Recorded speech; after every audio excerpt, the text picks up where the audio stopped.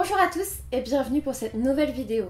Je suis très contente de vous retrouver aujourd'hui parce que je vais vous parler encore d'un coup de cœur. Je le qualifierais même de coup de foudre intergalactique et donc vous pouvez voir à quel point j'ai adoré ce livre. Tout d'abord, je tiens à remercier les éditions Bayard pour cet envoi. Donc ils m'ont envoyé Diabolique de S.J. Kincaid aux éditions donc Bayard. Je les remercie vraiment parce que je pensais pas autant aimer ce livre. Du coup, oui, j'ai décidé de faire une vidéo j'ai lu exclusivement sur ce livre parce que je pense que vous devez le lire. Diabolique est à la base un one-shot, c'est-à-dire que c'est une histoire qui avait été pensée pour se terminer à la fin de ce livre. Cependant, à mon avis, avec le succès qu'il a eu rien qu'avec les anglophones, on peut comprendre qu'ils aient décidé de le changer en trilogie. Donc oui, ce livre est le premier tome d'une trilogie, ça a été annoncé il n'y a pas très longtemps, mais en même temps on termine pas sur un cliffhanger en fait, et ça c'est plutôt appréciable quand on commence une saga, c'est quasiment jamais le cas, mais comme ce livre était censé paraître tout seul, sans autre livre après, bah voilà, on termine l'histoire et il n'y a pas de souci, on peut en effet continuer évidemment, mais en même temps on n'a pas ce suspense insoutenable qui fait qu'on a envie d'avoir le tome 2, même si je vous cache pas que j'ai envie d'avoir les tomes suivants parce que les personnages, je les ai tellement aimés qu'ils me manquent chaque jour depuis que j'ai terminé ce livre. Diabolique, c'est tout simplement l'histoire de Némésis. Némésis est une diabolique. Qu'est-ce qu'un diabolique? En fait, c'est tout simplement un humain dont on a totalement modifié, modelé à sa guise l'ADN. Donc côté génétique, elle est comme le veut son créateur, c'est-à-dire qu'elle est prête à tuer sans pitié, elle n'aime qu'une seule personne et elle est liée à cette personne jusqu'à la fin de sa vie. Et du coup en fait l'utilité des diaboliques c'est de les lier à une personne qu'ils vont devoir protéger au péril de leur vie et ils vont tuer pour ça sans pitié les gens qui menacent la personne qu'ils protègent.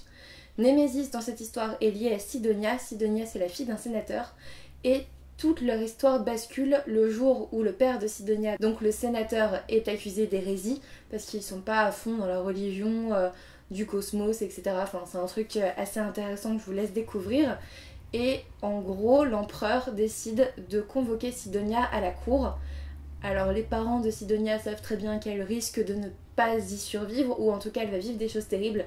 Et du coup, ils décident d'envoyer Némésis à sa place. Némésis va donc devoir endosser le rôle d'une humaine de base en fait, d'une fille de sénateur, et normalement un diabolique est totalement dénué d'émotions et là il va falloir vraiment qu'elle joue un rôle et c'est vraiment super intéressant de découvrir la cour et cet univers par les yeux d'une créature qui est normalement dénuée d'émotions et qui est assez froide pour tuer sans pitié. Clairement, on a un genre d'anti-héros ici qui peut tuer n'importe qui. Franchement, c'est vraiment ce qui m'a beaucoup plu au début. On a une fausse impression de lenteur parce que l'univers est franchement pas mal développé au départ, mais en fait c'est tout simplement pour mettre en place l'univers, histoire qu'il y ait une pluie de rebondissements, de révélations par la suite. Et donc c'est pas bien grave, on l'oublie assez vite. Ce livre fait 585 pages, donc c'est une petite brique que j'ai lue en quelques jours seulement, tellement j'avais envie, vraiment envie de savoir la suite. Némésis, c'est un personnage que j'ai énormément aimé. J'ai aussi beaucoup aimé le neveu de l'empereur, qui est un héritier fou. Vous verrez, il est assez sympathique. Diabolique est un véritable coup de cœur. On va voyager dans l'espace de vaisseau en vaisseau et pas de planète en planète. Ceux qui vivent sur les planètes sont en gros des paysans, des gens pas du tout de l'aristocratie, etc., de la cour. Non, non, ceux-là, ils ont des vaisseaux construits bien à eux, avec des jardins refaits, etc. Enfin, l'univers est fascinant, je vous le conseille vraiment. Il est vraiment très intéressant.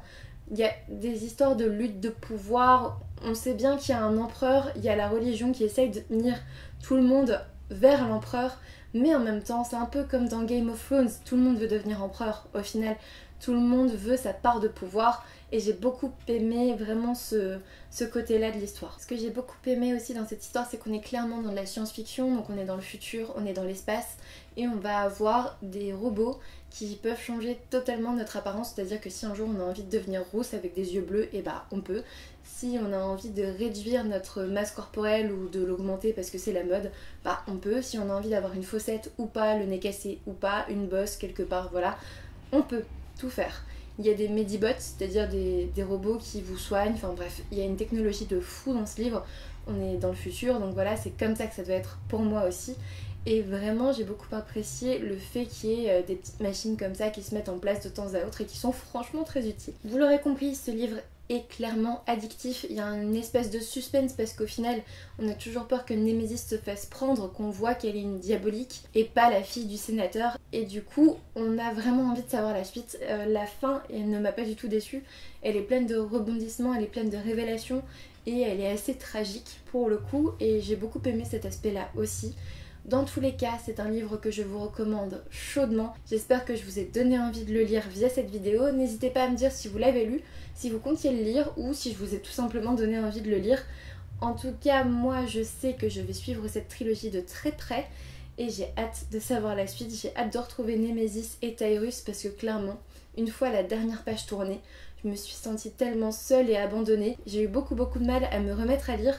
En fait, pour ne pas avoir de panne de lecture, j'ai pris un livre de 150 pages et je l'ai lu en une journée, histoire de passer à autre chose, doucement, parce que je sortais quand même d'un sacré pavé qui m'avait beaucoup plu, et du coup j'ai pris un petit livre de 150 pages que j'ai lu d'une traite comme ça en une lecture. Et voilà, j'ai pas eu de panne de lecture parce que je suis retombée directement dans une autre histoire. Mais voilà, il m'a tellement plu que j'en voulais plus et il n'y avait pas plus quoi. En tout cas, n'ayez pas peur, la fin c'est pas un cliffhanger. Vous pouvez très bien lire uniquement ce tome là si vous voulez pas que ça soit une trilogie. C'est pas grave, il a été pensé comme ça donc c'est pas trop grave. Je pense quand même que vous aurez envie de savoir la suite de l'histoire. Mais dans tous les cas, ne prenez pas peur, vous pouvez commencer cette saga dès maintenant, même s'il n'y a qu'un seul tome de sortie, même s'il n'y a qu'un seul tome d'écrit, c'est pas grave, ça sera addictif jusqu'à la fin, et puis voilà. Cette vidéo est maintenant terminée, j'espère qu'elle vous aura plu, n'hésitez pas à me dire ce que vous en pensez en commentaire si vous avez envie de lire ce livre maintenant que vous avez vu cette vidéo, et moi je vous dis à bientôt pour une nouvelle vidéo.